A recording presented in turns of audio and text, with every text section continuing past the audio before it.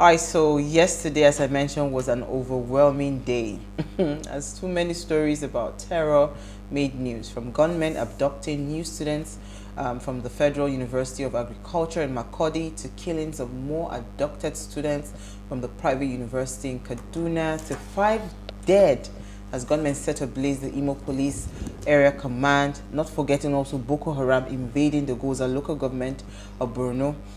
So how did we get to where we are today? And who is benefiting from all of this? Especially if we bring back, I always love to bring back this quote by Sani Abacha, Sani Abacha, that says, if insurgency lasts more than 24 hours, that the hand of government is in it. So who is benefiting from all of these security challenges that we're having as a nation? Now, please let us share what you have to say. Remember, you can join this conversation. Tweet at us at WadeShowAfrica1 with the hashtag WadeShow, or you send us an SMS or WhatsApp to 081-803-84663. I mean, we talked security last week, Thursday, and it's almost like now a back-to-back conversation.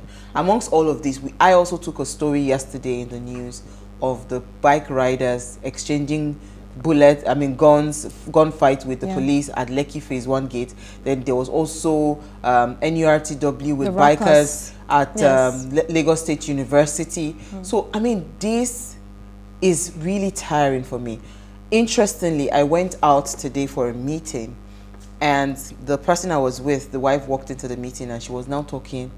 It was like, I said, come, if I had to give her a high five, you're so current. She said, see, yesterday was the most overwhelming day for her, going through the news. Everybody that opened any form of online media or any news platform, it was just so many things happening at the same time, just that yesterday. So I felt so drained emotionally. I don't want to know. Let me hear how you felt. I was overwhelmed as well. Basically, when I look at the news, all I can see is negative news, either some sort of kidnapping, some sort of gunshots, gunmen, or some sort of kidnapping, or they've killed the children who are going to school. So everything was looking gloomy. It was bleak, as if there was no future. And this has, I think by every weekend we go home, by Monday, it gets worse. Every Monday we come back to the table and decide to, say, how was your weekend? It gets worse by the following week. So I think it is high time, and I think the president has taken the right step towards this to curb security or eradicate insecurity in Nigeria.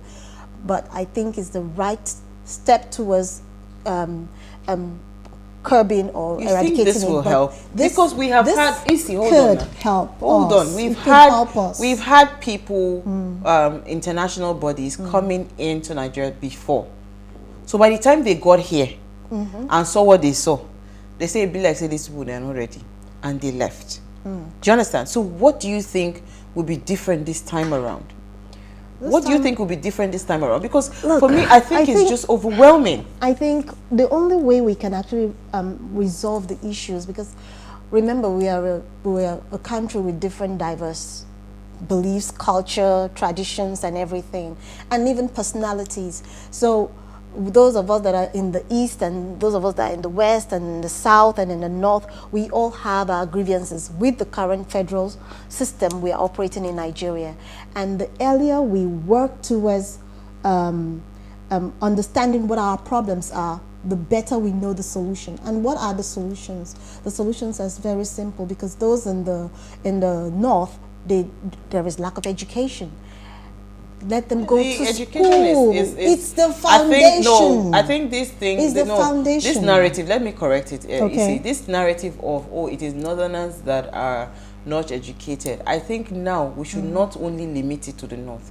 Because we've always said, those in the North, they are not educated, they are not educated. No. They are malams, they are this, they are that. But guess what? That lack of education is spreading so fast everywhere across Nigeria. No, I just want you to acknowledge that and add it. Majority of Yes, those there is no in doubt the about north it. are not educated. Those that are going to school are being discouraged from going to school. I currently. understand you. So if the I'm saying that comes in and tries to cause some sort of ruckus and says, okay, I am your demigod, and give you some sort of pittance and say, okay, go and cause commotion at any point at a given location, why wouldn't I go there?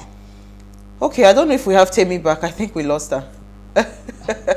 Well, bottom line, what I was trying to say is this, that we have different challenges in Nigeria based on our geographical location. And the geographical location says a lot about who we are and what we are. In the West, most of us in Southwest, we all need employment. Who are the people causing all these problems? Are the unemployed youths of Nigeria. It's not the politicians that are coming in to say, okay, look, we are. Yes, it's not the politicians that are. Have you seen the politician take, what's it called, hold a gun and say, okay, you put your ballot here, put your ballot there? No, they have employed a certain what they have set is of powerful people. more than guns. Yes. They are handing the guns over and they are giving money to it. Exactly. So this is worse than gun. It is, but it still comes back to the mindset of the youth.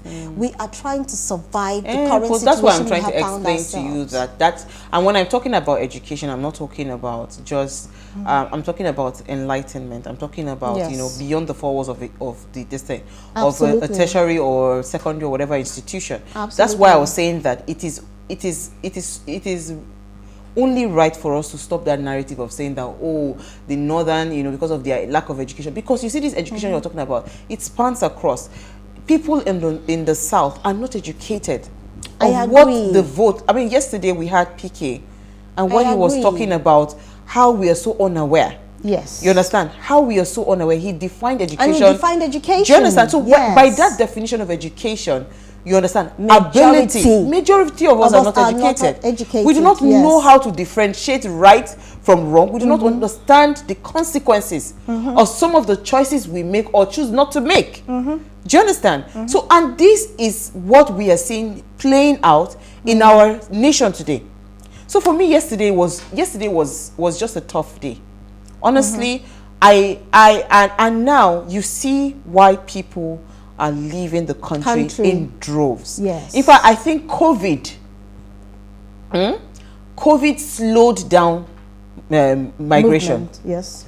COVID slowed us down terribly because a lot of families, I mean, there is hardly any family that I know today, right, that they have not filled Canadian form or whatever form. They've not written IELTS exams, or people now are even looking at the options of going to the United Kingdom. So is this something that this government seems to be aloof of what to do, Look, or somebody going by General Sani Abacha's quote, somebody or some set of people are benefiting and they are sitting, without making sure that these security challenges are surmounted. I think, let me rephrase this. The generation of security in Nigeria is not about the politicians. It's about the people who we vote in, who we bring into the system, who we want to serve us. We are the ones that actually brought these people in. But let's take another. How would I have known now? Yes, don't be saying that. No. We picked on them. We picked them because thought they said they want to fight something now. Exactly, and then it hadn't degenerated to the level where we have today. I don't know if you saw the video of El Rufai when he was talking about Chibok girls being abducted from school. And he was talking about the solutions. Now, children have been adopted in or kidnapped in Greenfield, in Kaduna, not to talk of the spate of killings that had happened in Kaduna recently, back to back. Yeah. Yes, and he hasn't given us any solution to it. So, is it that they are playing aloof, or they are scared of a sect of people, or they are listening to a sect of people who would, who would be the ones to, benefit from what is happening in Nigeria today? Okay. That's a fantastic question. You know what? We're going to take a break because today we want to open the phone lines. We want to hear from our viewers to know exactly, you know, what your thoughts are concerning security in the country. And if you feel safe, you know, just being a Nigerian, I don't feel safe anymore. I don't. Especially due to the fact that, let's take a look at the fact that most security outfits are the ones that are being attacked. Look at it round. The one in Manok, the Air Force Base.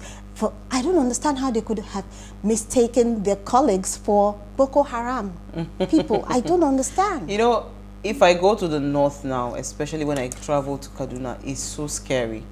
I hear people are now taking trains to the Abuja airport, then take a flight from Abuja to maybe Lagos or wherever this is you're going, then come back to Abuja airport and take the train back. So technically even commerce is being affected.